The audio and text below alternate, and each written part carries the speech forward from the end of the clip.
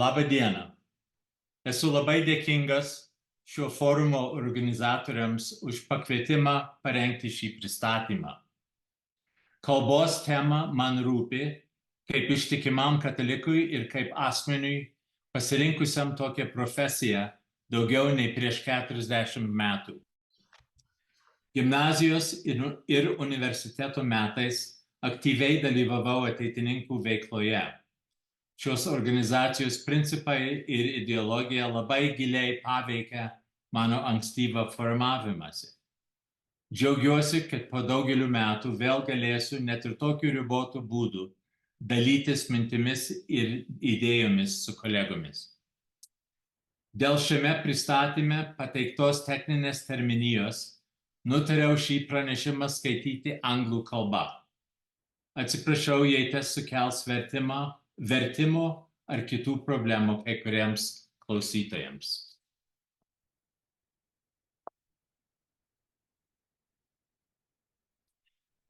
No doubt many of you have seen or been aware of the summer movie blockbuster Oppenheimer. J. Robert Oppenheimer was a brilliant, eclectic scientist who would spend the rest of his life morally conflicted over the existential threat that he brought into the world. The Trinity nuclear test featured in this motion picture ushered in the Anthropocene era, a unit of anthropological or geologic time that marks the most recent period in Earth's history when human activity had a significant enough impact to rival the planet's own natural forces. Indeed, nuclear weapons have given humankind a tool to destroy all of God's creation on Earth. Before I go any further, I need to state that the views expressed in this talk are my own and do not represent the positions of the National Nuclear Security Administration, the Department of Energy, the Defense Department, or any church organization. So let's begin. In approaching this topic, let's begin at the most basic level. What does the Catholic Church teach regarding issues of war and peace? In Catholic belief, the protection of innocent life is the very basic foundation of moral law. Each human life is sacred and dignified because the soul bears the imprint of the imago Dei, or the image of God. Killing is regarded a consequence of original sin and a natural outcome of anger and envy in man's biological nature. On the other hand, legitimate self-defense has also been clearly enunciated in church teaching, flowing from the foundational principle of solidarity in Catholic social justice teaching. This teaching implies that, yes, indeed, I am my brother's keeper. We note that self-defense has a double effect, preserving one's own life as the primary intention, while injuring or killing an aggressor is an associated, unintended, but necessitated outcome. Legitimate defense becomes a grave duty for someone responsible for another's life as a way to maintain the common good, whether it be at the family, tribal, or national level.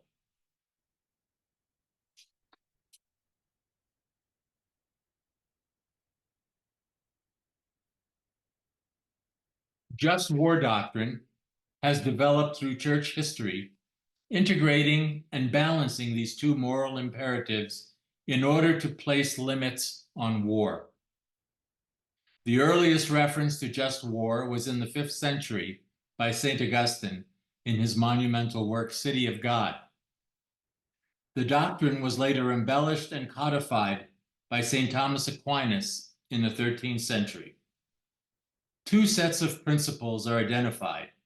The first set governs the decision to go to war, and these are listed here under jus ad bellum. First and foremost, the war must be fought for a just cause, and eventually by 1957, the only cause admissible was self-defense. The war must be controlled by a proper authority, and it must be engaged only as a last resort after negotiations and diplomacy have failed. Finally, the war must be fought with the right intention, to promote good over evil and to restore justice and peace as soon as possible, so that wars of revenge, retribution, and genocide are clearly not admissible. The second set of principles place limits on how the war is fought in order to maintain legitimacy under the just war doctrine. The conduct of the war must discriminate between military and civilian targets so as to avoid collateral damage. Secondly, the means of fighting the war must be proportionate to the good ends that are to be achieved. The scope of war cannot be unlimited.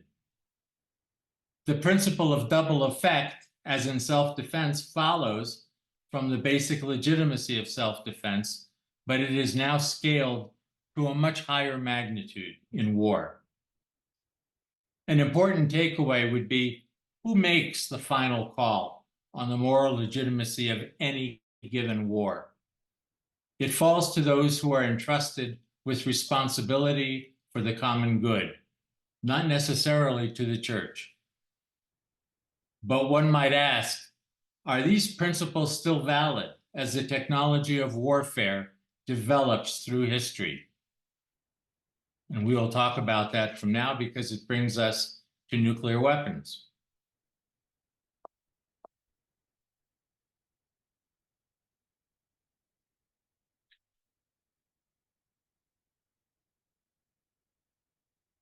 The United Nations General Assembly completed the Treaty for the Prohibition of Nuclear Weapons in July of 2017.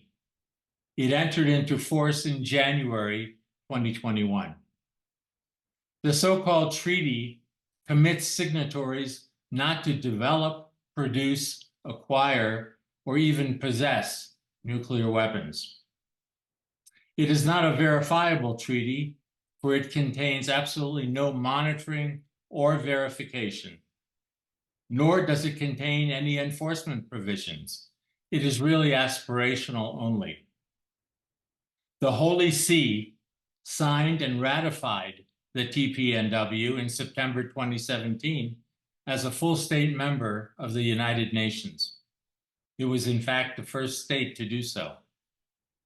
It created also the occasion for Pope Francis to condemn not just nuclear deterrence, but even the possession of nuclear weapons. Around 70 nations have ratified so far. No nuclear weapon states, so-called the P5 nations, nor any NATO members, such as Canada or Lithuania, have ratified the treaty.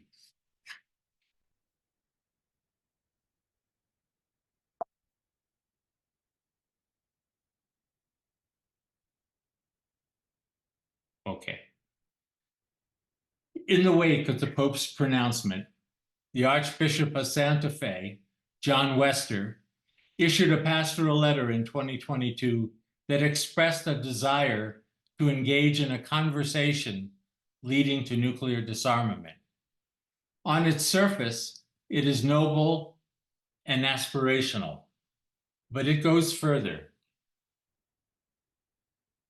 He condemns nuclear weapons work at Los Alamos and Sandia National Laboratories, which are two of the 3 US nuclear weapons laboratories, and suggests their presence in New Mexico is somehow oppressive, and in fact, in a woke sense.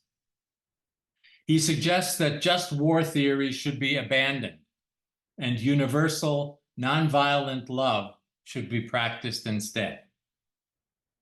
Interestingly, he did not reach out to Catholics involved in nuclear weapons work to discuss or listen to their moral perspectives on deterrence or nuclear weapons.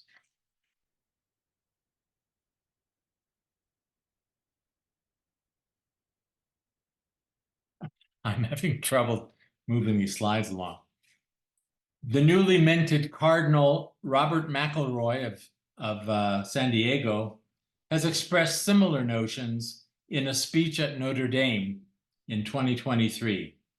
Among the points he made, the Church must seek a new moral framework on war and peace. The framework would jettison just war doctrine in favor of universal nonviolence. Basically, he states, there are no longer any just wars. He claims nuclear deterrence has failed to lead to disarmament, and he states that possessions of nuclear weapons is morally illicit. So, summarizing the troubling nature of such pronouncements, they totally misrepresent deterrence and the evolution of U.S. nuclear weapons policies through the years. They reflect the influence of an anti-nuclear political ideology, and instead of refining the Church's just war doctrine to adapt to the current state of the world, these pronouncements simply react to the sheer horror and destructiveness of nuclear war, which hardly anybody can disagree with. They drop considerations that flow from the Church's formal social justice teaching and thereby do not provide a reasoned moral argument about how to prevent nuclear war in the 21st century. So now let's take a look at the concept of deterrence.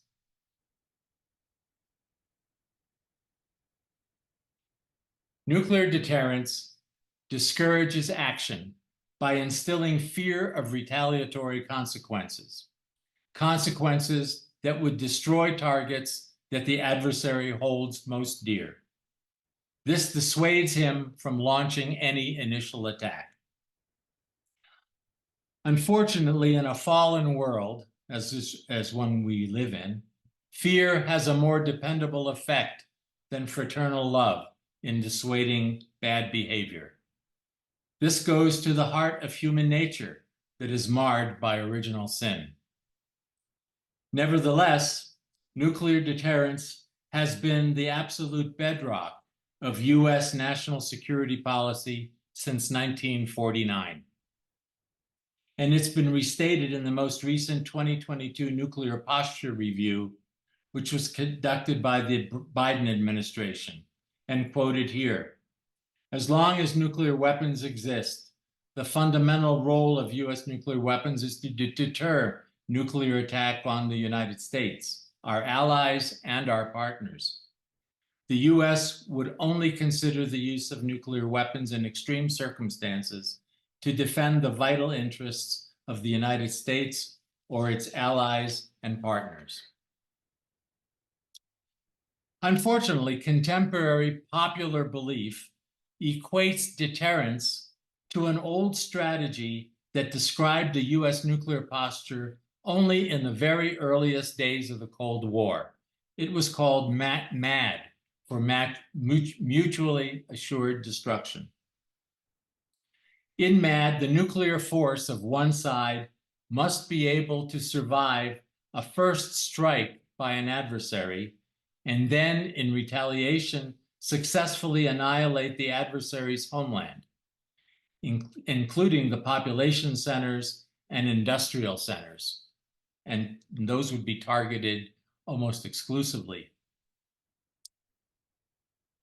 This can be done using a much smaller number of nuclear weapons, but unsophisticated ones, and those with low precision but very high explosive yields. Ironically, mutual assured destruction allowed deterrence to actually be quantified, eventually lending it analytical tractability by application of game theory. In fact, in the early 60s, Defense Secretary Robert McNamara established a standard for what destruction would mean. It would mean killing 30% of a nation's population and destroying 50% of its industry. Today, we consider MAD as an inherently immoral and indefensible strategy for achieving deterrence for some of the following reasons. First, whereas it protects the nuclear retaliatory forces, it protects the nuclear weapons, it leaves the population vulnerable to the enemy's retaliatory strike. Its crazy logic and inadequate technology, that was technology of the day, led to the prohibition against actual ballistic missile defenses, and this was enshrined in the Anti-Ballistic Missile Treaty.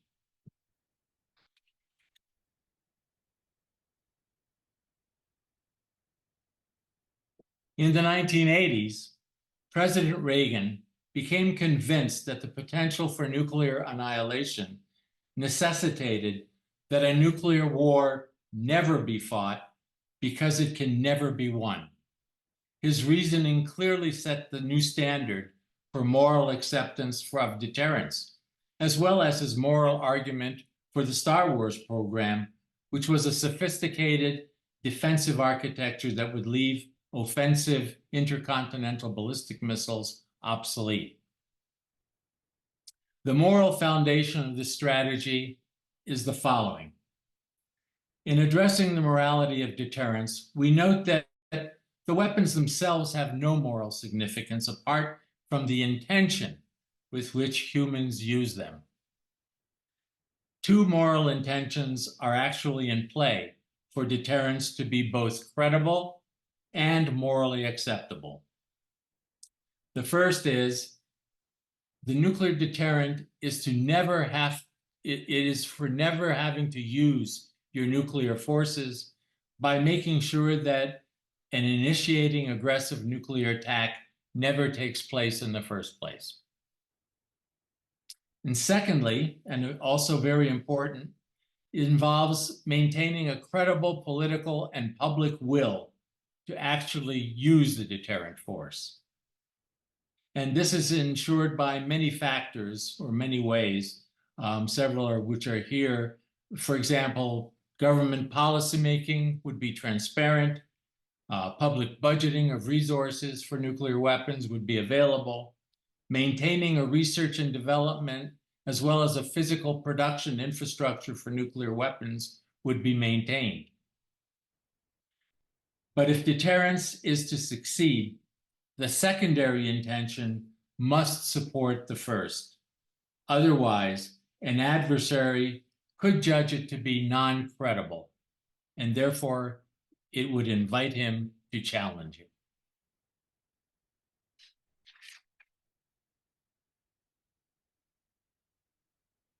Pope St. John Paul II, along with President Reagan, have been credited as being instrumental in ending the Cold War, one from the political perspective, the other from a spiritual perspective.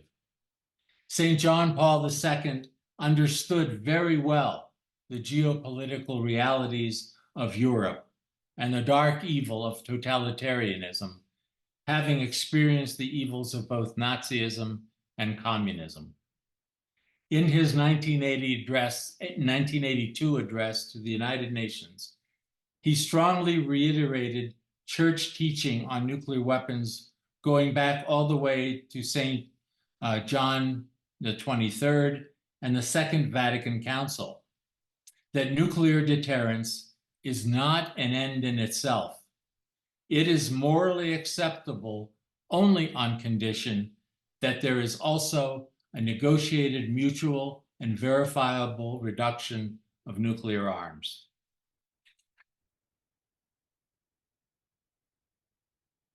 So what are other features of deterrence that influence the morality of it as a nuclear posture? In order to maintain a credible deterrence posture over time, the number and characteristics of nuclear weapons must and has changed over the years.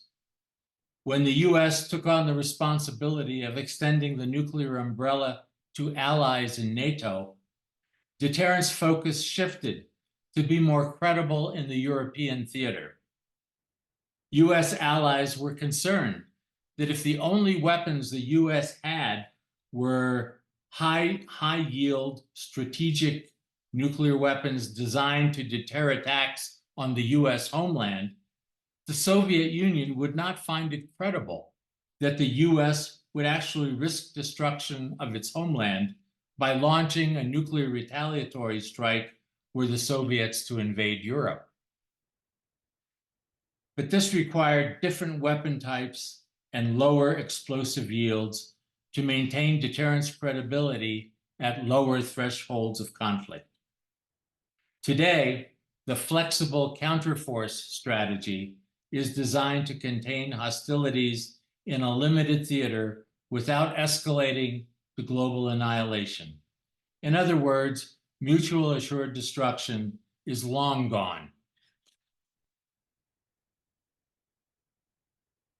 Unlike what the bishops would have people believe, the nuclear stockpile has been significantly reduced by about 90%, from 31,000 in 1965 to around 3,700 nuclear weapons today. I actually watched this occur over my own personal career, from the Reagan years through the Trump years. Most of the US weapons today are strategic. They are delivered by ICBMs, SLBMs, and bombers. ICBMs are intercontinental ballistic missiles launched from the ground. SLBMs are submarine-launched ballistic missiles, and bombers are bombers, with a much fewer number of tactical weapons delivered by dual-capable aircraft. Also, contrary to church pronouncements, nuclear deterrence has been dramatically successful when viewed over historical timescales in keeping major wars constrained. This chart represents the number of wartime fatalities as a percentage of the world population over time. Note the drastic drop after World War II due to the absence of major superpower conflicts. Time in this chart is tracked from 1600, which denotes the 30 Years' War in Europe, and is tracked through today. Interestingly, the 30 Years' War in Europe was fought on religious grounds. The record over the last 2 decades, since the Cold War ended, shows an especially dramatic reduction.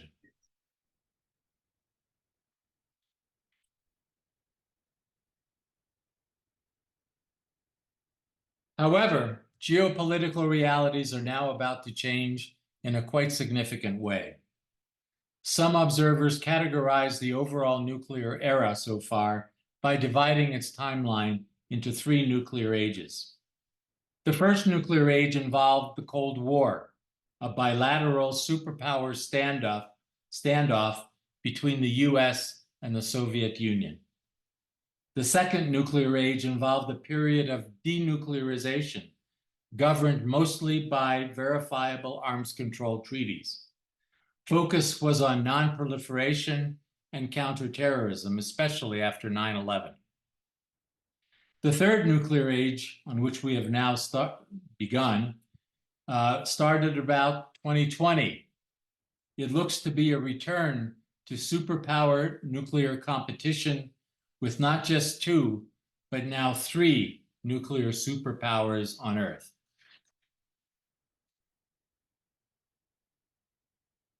President Putin of Russia, post-Cold War aspirations were destroyed when President Putin of Russia rejected the post-World War II rules-based international order that was based on the inviolability of national boundaries.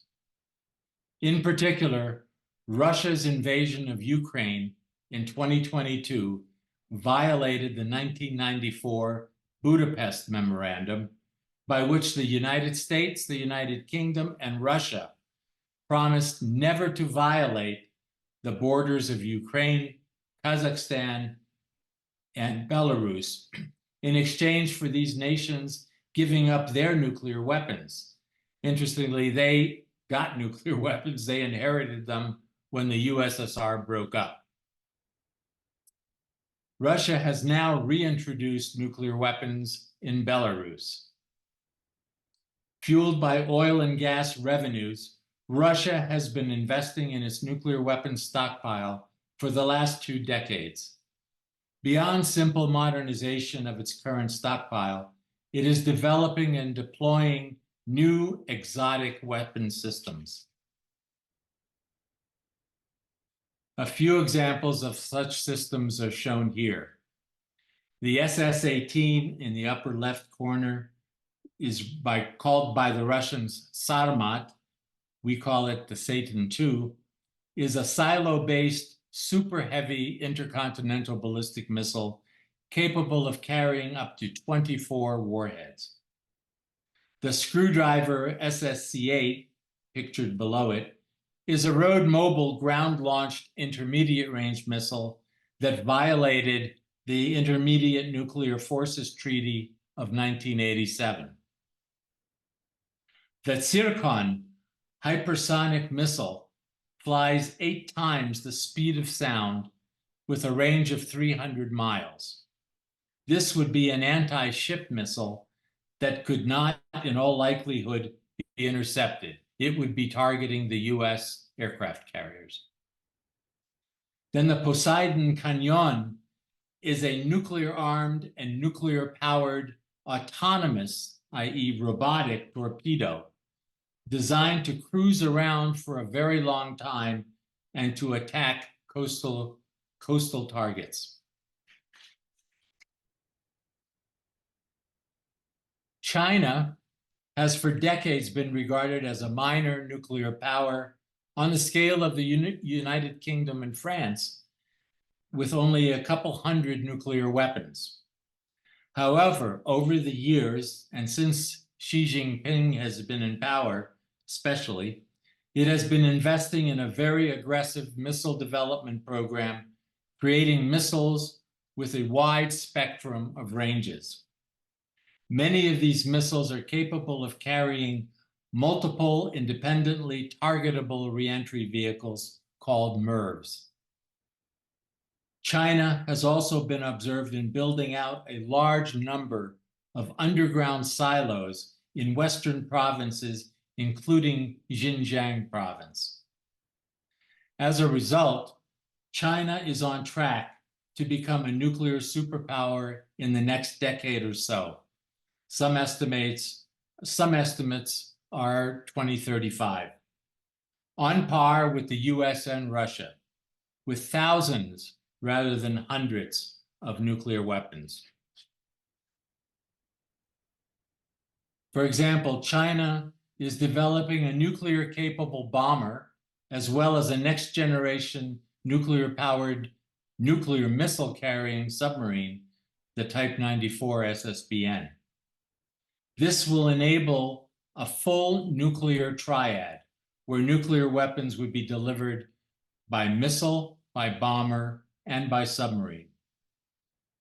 In particular, the Dongfeng 41, or the DF-41, is a road-mobile ICBM that can carry up to 10 multiple independently targeted reentry vehicles for over 15,000 kilometers, capable of reaching all parts of North America. As the world evolves, the US will need to deter 2 nuclear superpowers, along with North Korea and possibly Iran, who might align themselves with Russia or China, and we see this happening today. Trilateral deterrence does not lend itself to analysis or modeling very easily, like bilateral deterrence did in the Cold War.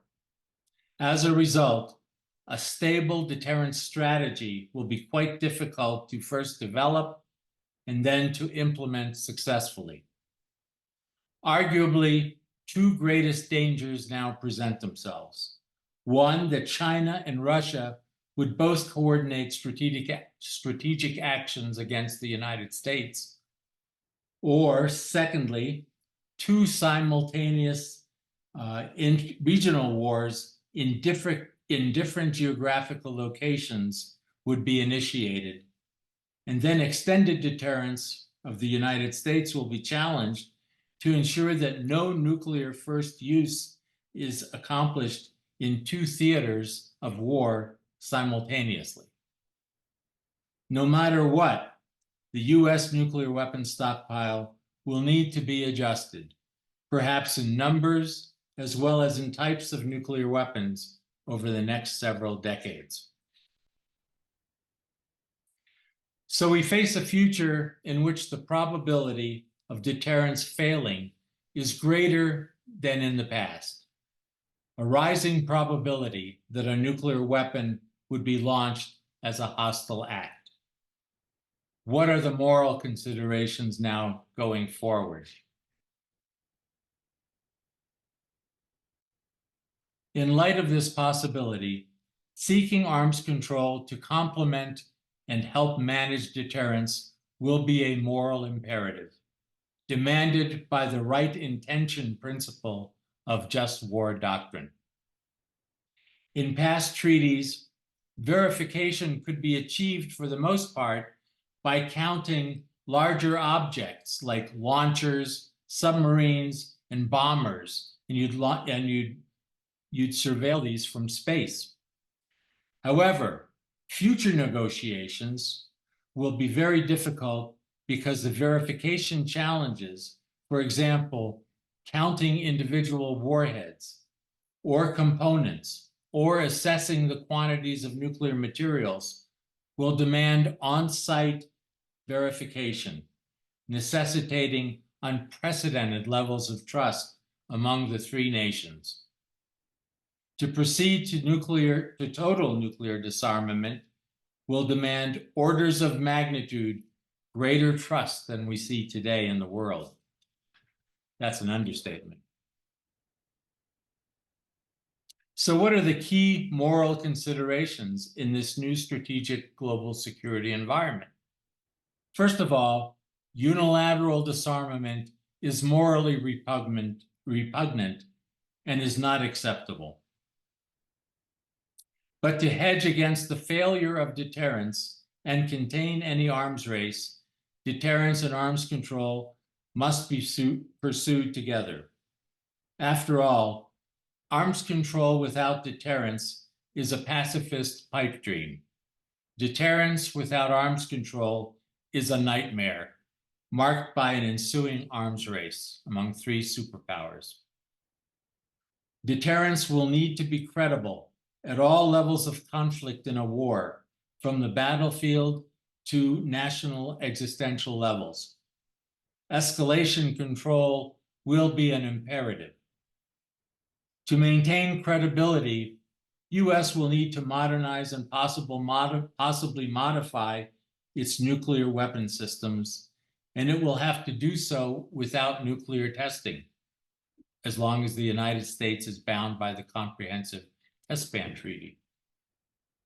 Ballistic missile defense, supported by advanced technology now, will need to be incorporated to help protect the country's population and industry. Just war principles can still apply in the third nuclear age. The defense of freedom and the post-World War II rules-based international order will be a just cause. Competent authority will demand that humans, not computers controlled by AI, be in the command, control, and communications loop of any nuclear conflict. Arms control negotiations, always pushing toward disarmament, must satisfy the last resort criterion of just war doctrine. And then right intention demands that the world must no longer engage in total wars with unconditional objectives. As well, if deterrence were to fail, nuclear hostilities must cease as soon as possible with a just resolution.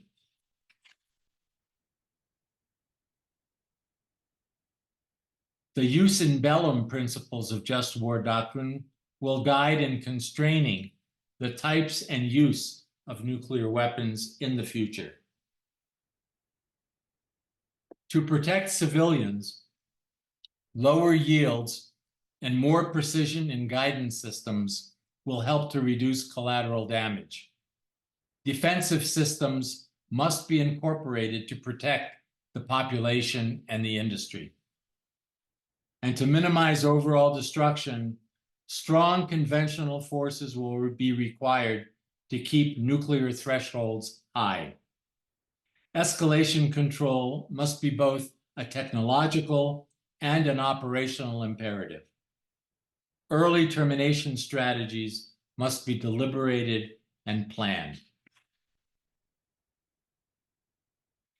In conclusion, the Church must ground teaching on war and peace on established Catholic social justice tradition and just war doctrine that is adapted to the times. Aspirational actions and writings focused simply on the destructiveness and horror of nuclear weapons will not help to wish them away. By giving humanity the gifts to understand nature, God has now also ultimately provided us an existential challenge that we must strive to meet. It is not a time for complacency. The Church magisterium must always be in dialogue with laity who spend their lives in the secular world of the national security enterprise. This will ensure relevance and maximum effectiveness of Church teaching in helping to avoid nuclear war in the first place. And finally, the Church, as the mystical body of Christ, must continue its mission of transforming the hearts of humankind so as to promote universal ethical renewal in the fullness of time. To avoid annihilation, we must meet the fundamental challenge to conquer the evil that resides in our fallen human nature. Tuo ir baigsiu. Dėkoju už kantrybę ir dėmesį. Perduoda mikrofoną moderatorei Audrai. Gerai, ačiū, daktaras Juzaitį. Dabar skirsim kokį pusvalandį maždaug klausimams, tai galite įrašyti į chat arba pakelti ranką per Zoom. Galite klausti angliškai ir lietuviškai, žiūrint kaip patogu. Aš gal pirmą klausimą paklausiu, tai čia biški skirtinga, bet man vis šovė į galvą klausimai apie branduolinę energiją. Tai aišku, moraliniai čia yra visai kitas dalykas, bet gal galit kažką pasakyti apie tą. Ja, moralinė branduolinė energija yra atskirai. Nesukelia jokių problemų. Problema yra, kad kai kurios valstybės, kurios turi atominę energiją, tos valstybės gali panaudoti tas medžiagas arba paveikti visus procesus, kad pagaminti atominius ginklus. Užtat turim IAEA, International Atomic Energy Agency, kuri prižiūri, kad tas neįvyktų. Bet pavyzdžiui dabar, jeigu galiu angliškai, Saudi Arabia is interested in nuclear energy. The reason Saudi Arabia is interested in nuclear energy, that it allows them to build an infrastructure that will be there to counter Iran's nuclear infrastructure if Iran actually breaks out and develops nuclear weapons. So čia yra aktuali problema dabar. Ir pavyzdžiui, jeigu America, if the United States does not provide extended deterrence to Europe or Japan and South Korea, if they can't depend on US nuclear umbrella, they will then be able to develop their own nuclear weapons programs. And the world will be in a lot bigger mess.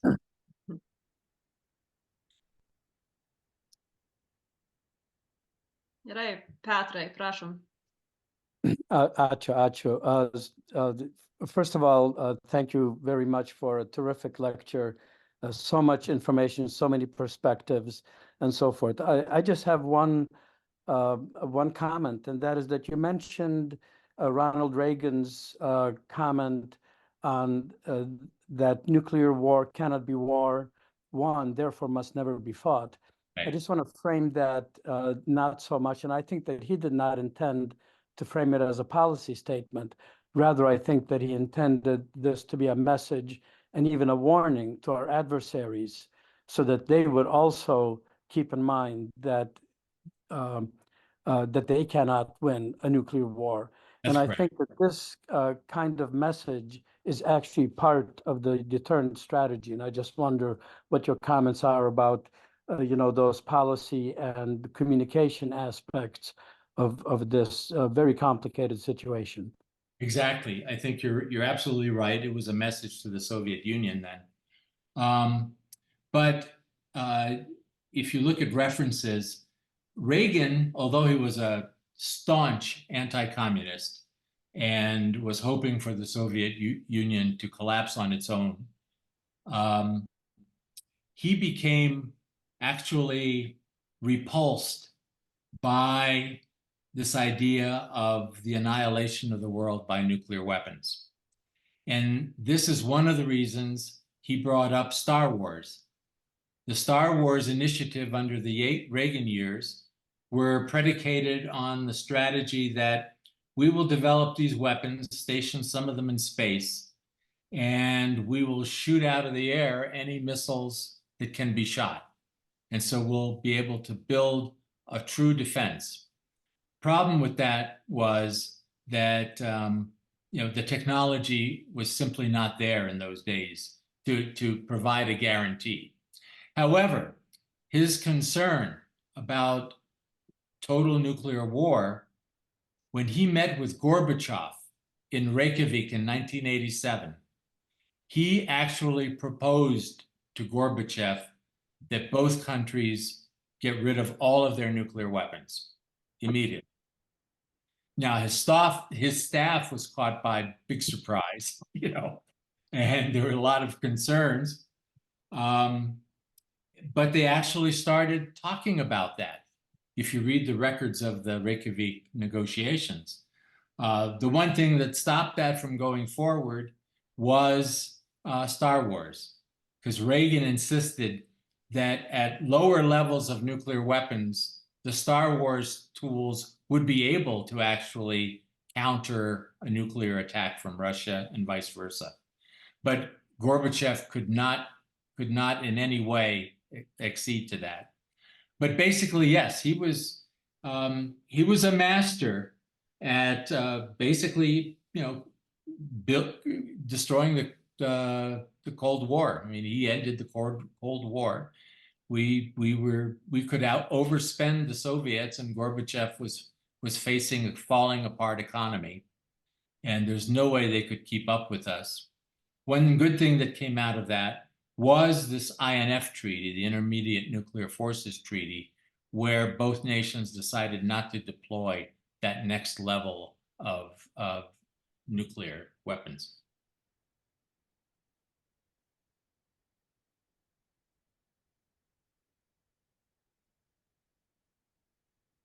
How do you like that?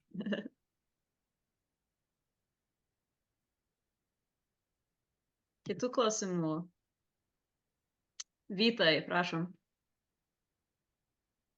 Ačiū. Noriu pradėti pirmą pasveikinti daktarą Juzaitį už labai įdomų, bet baisingai skambančių presentation. Visos žinios, kur jūs pristatėt, tikrai pakėlė mūsų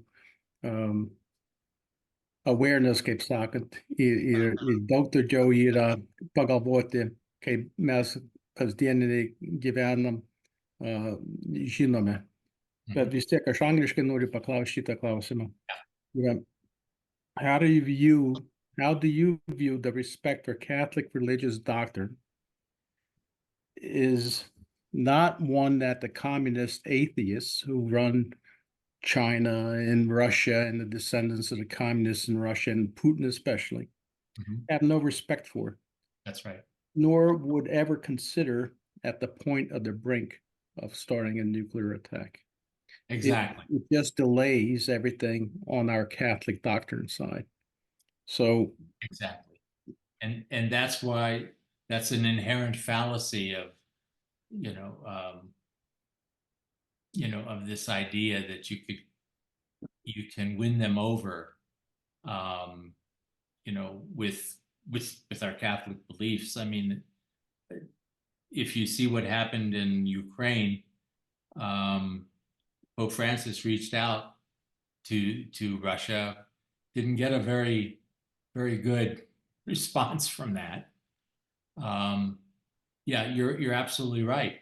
I think the just war doctrine and it's more of an inward looking, view that we as Americans or Catholic Americans, Catholic Lithuanians, Catholics, have to be aware of. For me, when I started my career in the 1980s, I was very wary of the moral implications. And had I not started a program even there to understand the moral basis of war and how the Catholic Church looks at war, I don't know how I would have succeeded in my career. So I had to morally, I won't say justify, I sought guidance and I sought moral wisdom, to do what I was doing. So the just war doctrine is,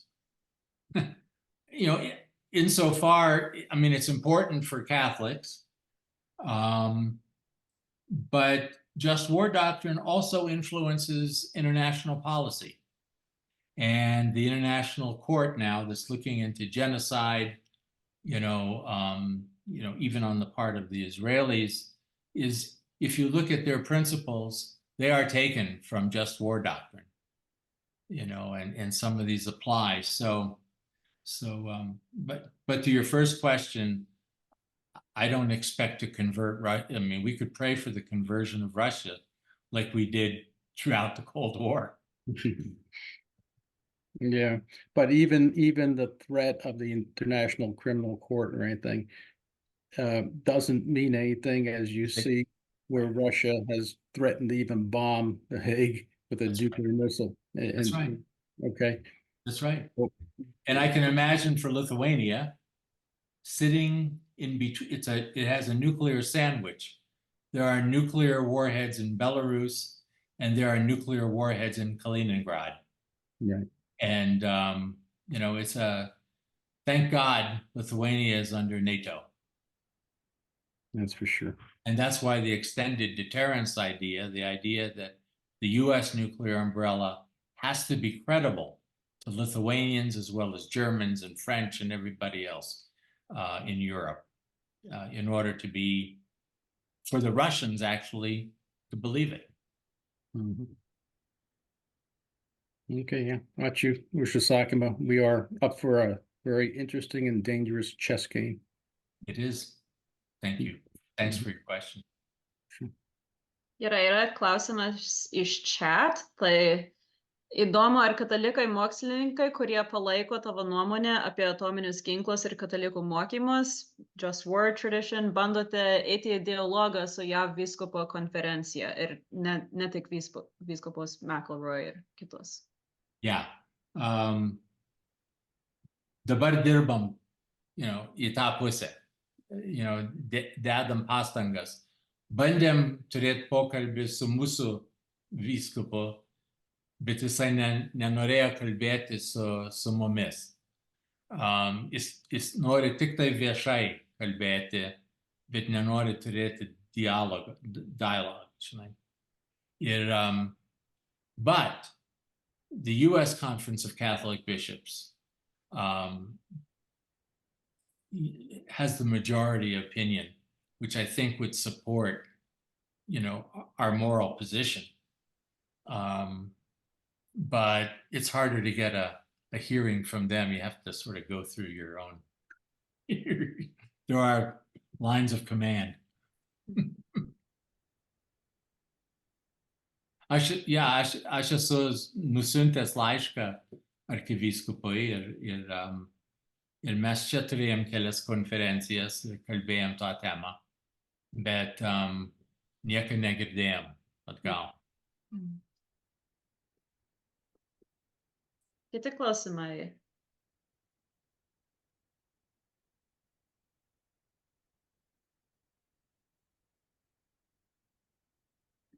Man atrodo, Audra. Prašom, aš turiu visus pereiti ir tada atgal grįžti. Jo, tai aš jau mačiau Audrą, tai padėsiu. Tai aš norėjau truputį tęsti tą klausimą, kurį Viktoras pristatė apie JAV vyskupų konferenciją.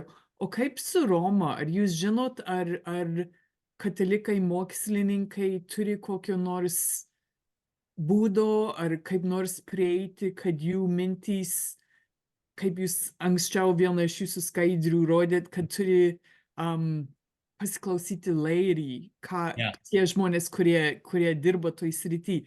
Ar yra žmonių grupė, ar kas nors, kuris prieina Romoje prie tų, kurie turi girdėti?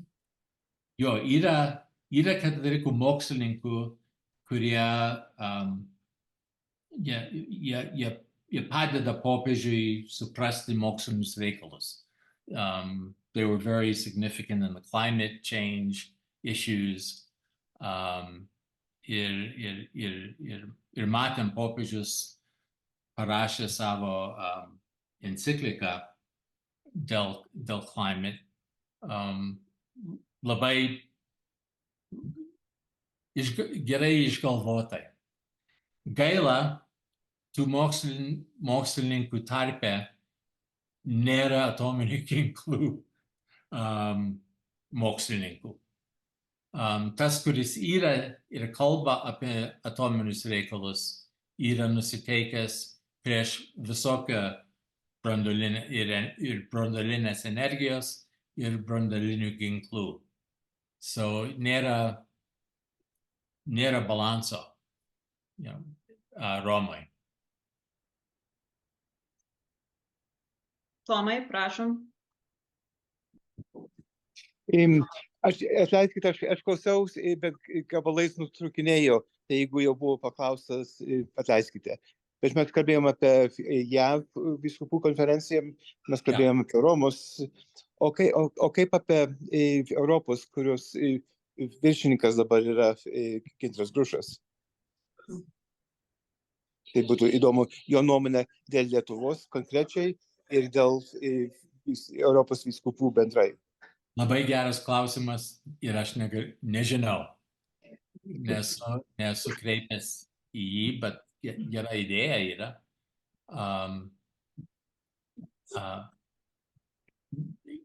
Nežinau, kaip jisai yra nusiteikęs. Gal jo terminas jau pasibaigė, nežinau, irgi, bet jis buvo prieš metus kokius Europos vyskupų konferencijos pirmininkas. Jo. Viena žinia dėl Jungtinių Amerikos valstijų konferencijos 1983 metais. Leiskit man pereisti į anglų kalbą. There was a nuclear freeze movement in the early 1980s, and it was precipitated by the United States trying to match the Soviet deployment of intermediate range nuclear forces in Central Europe, in Europe. And because the Soviets had placed them first, Reagan was going to place the US ones to maintain deterrence. But there arose a huge number of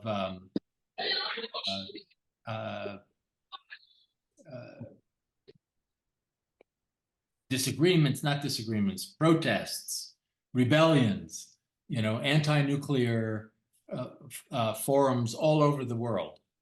And the bishops of the United States then actually issued a very well thought out book.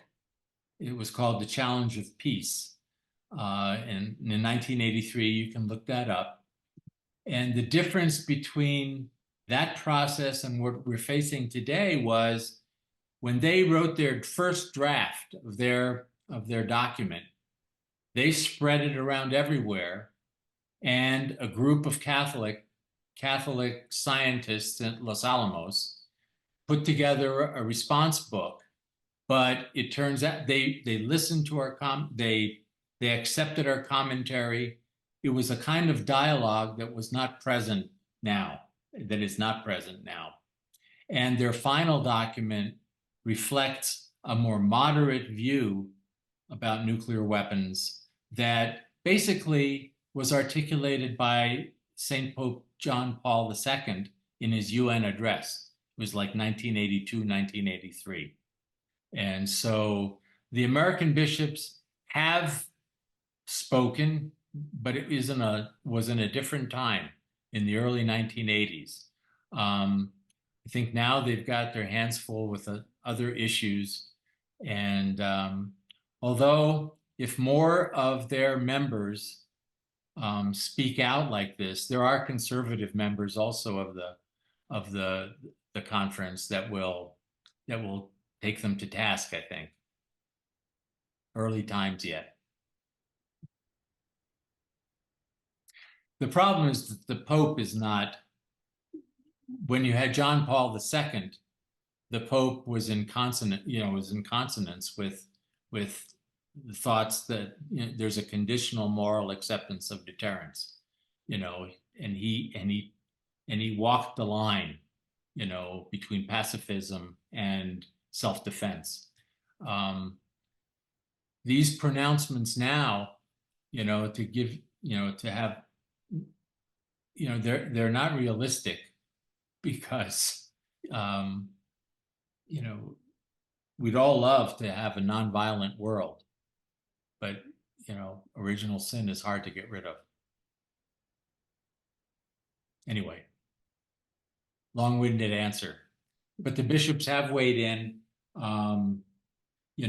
When they will weigh in these days, maybe if something provocative happens after the election, regarding nuclear weapons, or the Russians get more feisty in Ukraine, I don't know. That might provoke something, but that's what it is now. Thanks for your question. Gerai, ar yra kitų klausimų? Indrė? So, Rimai, du klausimai. Viens yra, like, what effect do papal pronouncements have on this issue? Right? Like, kas klausosi? No, tai klausimas toks. Ir antras, ar dabar yra aktyvių, like, are there active nuclear disarmament negotiations dabar tarp amerikiečių ir X, ar China? So that's gerai, tai žodžiu, tie du klausimai. Yeah. So, pirmas klausimas buvo, vėl primink. Just what effect, like, ar sudaro skirtumą, ar popiežiai sako no to nuclear war, ar, some nuclear war is acceptable, ar tas, like, politinėj sferoje, ar tas sudaro skirtumą? Ne. Skirtumas sudaro tiems, kurie sąžinę turi klausyti. Jeigu klausai ir rūpinės ir jeigu popiežius yra svarbu, ką popiežius man pasakys kaip katalikui, tai aš klausysiu. Tie, kurie ne katalikai, these guys are walking on clouds. They're living in the church, what is it called? Triumphant, not the church militant. We're living in the church militant on earth. Aš žinau laboratorijai, ir labai įdomu laboratorijai, kas kad laboratorijai žmonės nenori galvoti apie tuos reikalus. jie yra nusisprendę arba, well, the president's asking me to do this, I'll do this. I do this for the defense of my country. Ir negalvoja apie moralinius galvojimus. Kaip sakiau, tie, kurie yra sąžiningi, susibūrė ir pakalba ir rašo, bet praktikam gyvenime nelabai daug skirtumą sudaro. Gaila, bet taip yra. Ir antras klausimas, ar dabar vyksta negotiations. Obviously, nėra su kuo kalbėti. Su Putinu, Biden labai norėtų pratęsti dabartinę New Start Treaty. Mes dabar gyvenam pagal New Start Treaty. Ir ta New Start Treaty baigėsi už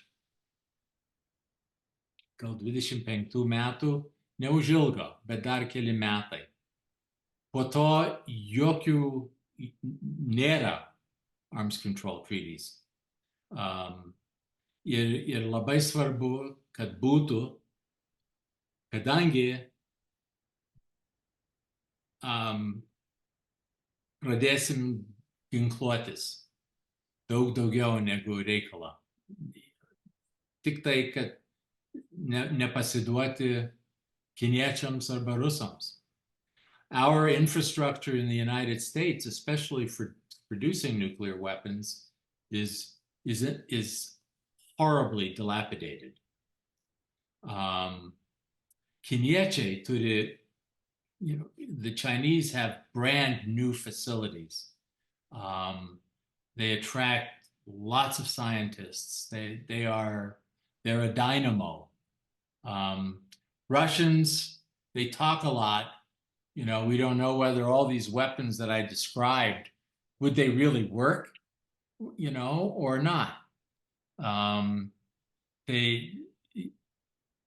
We have to prevent an arms race. And the only way to prevent an arms race is to maybe re-engage somehow with the Russians, and then catch the Chinese. But I don't see with Ukraine how we will re-engage with the Russians on arms control discussions for a while, but the Biden administration has feelers out. There's always back rooms where somebody's trying to get somebody to agree to something. But pažiūrėsim. It is a daunting time. And the other thing is that a lot of young people, those of us, maybe baby boomers, still sort of remember the Cold War, and the big standoff between the United States and Russia. But today's generation, I don't think they feel that as much in their bones. I mean, kaip po dipukų vaikai mes visi žinojom. Kad negali pasitikėti Ruso. Bet, ar naujoji generacija taip galvoja, aš nežinau. Gerai, matau, yra du klausimai. Tai pirmą paskaitysiu iš chat ir tada Audra po to. Iš chat. What does the future hold making our discussions mute? For example, fusion, etc., that would no longer need nation states to produce or abuse? Well, fusion in nuclear weapons already occurs. That's the whole idea of a thermonuclear bomb. We know how to do it in bombs. So fusion in the nuclear energy arena, it's being researched and it's always 50 years away. There have been some great advances in the underlying physics of fusion, but to scale that from that to a power plant, and then have a power plant that wouldn't require, that wouldn't produce nuclear materials, That's not in my lifetime. I don't know if in the next either. So it's not close. But thermonuclear weapons I mean, fusion is absolutely occurring in thermonuclear weapons. Audra, prašom.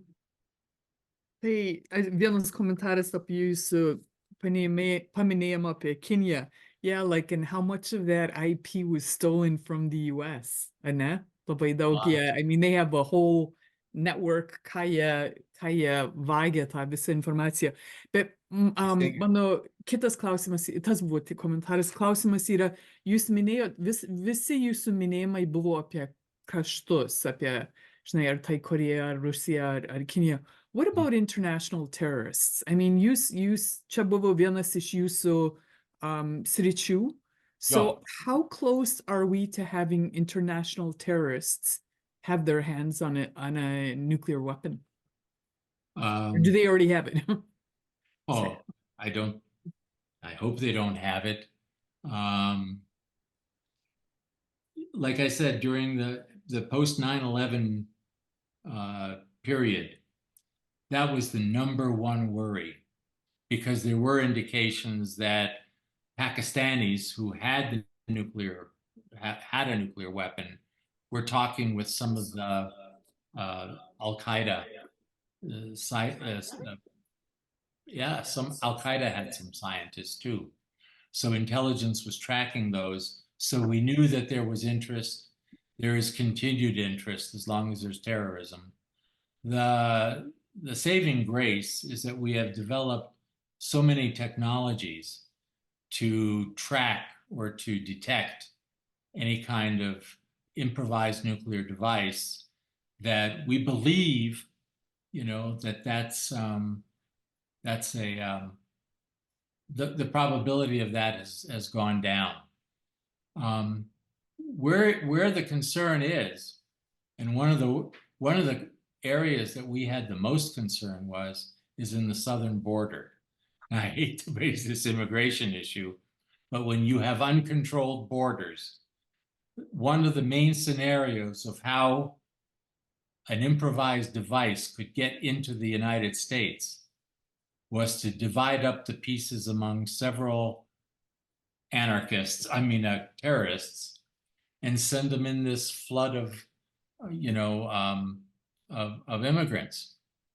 And now, no doubt, undoubtedly, they have radiation detection there now, and other things that I can't really speak to right now. But I say that I think that probability, the probability of an improvised nuclear device now is lower than the probability of Russia using a nuclear weapon to advance their crazy schemes in Europe. And that's sort of where the balance is. But it's always in the background. But I think the country is much better prepared, to deal with it than it had been, before 9/11 occurred.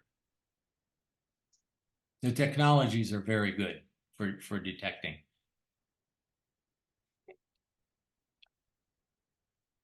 Ačiū. Prašau. Gerai, prieš užbaigiant, ar liko koks klausimas dar?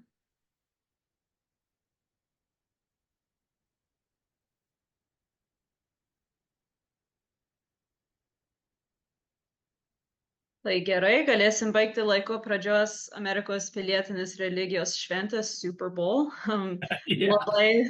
Labai dėkoju mūsų daktarui Rimui Juzaičiui, kad sutiko pasidalinti savo ekspertizę su šiuo opiu klausimu. Taip pat norėčiau padėkoti Šiaurės Amerikos ateitininkų tarybos virtualių renginių nariams, kurie padėjo organizuoti šį renginį. Tai Vainis Aleksa, Indrė Čuplinskaitė, Rima Idzelytė Brandis, Audra Kubeliūtė Daulienė, Rytė Kukulskytė, Viktoras Nakas ir Grasilda Reinytė Petkus. Tai prieš užbaigiant, dar vienas žodelis iš Indrės Čuplinskaitės. Gerai, tai aš vadovauju Šiaurės Amerikos ateitininkų tarybos virtualių renginių darbo grupiai. Ir tai aš norėjau padėkoti Audrai, kad ji pravedė šį renginį ir dar sykį daktarui Rimui už visą pristatymą. Džiaugiamės, kad taip gausiai susirinkote pasiklausyti šio pristatymo. Pavasarį vyks dar vienas renginys ir detalės tikimės netrukus paskelbti. Jeigu norite paremti Šiaurės Amerikos ateitininkų tarybos virtualius renginius, kviečiame paaukoti šiai iniciatyvai per šat internetinę svetainę ateitis.org. Ir tiek, ir gero vakaro visiems, ir tie, kurie žiūrės Super Bowl, smagaus. Ačiū. Go Kansas City. Nepradėkime karo čia. Ačiū labai. Ačiū visiems. Ačiū, Rimai. Ačiū.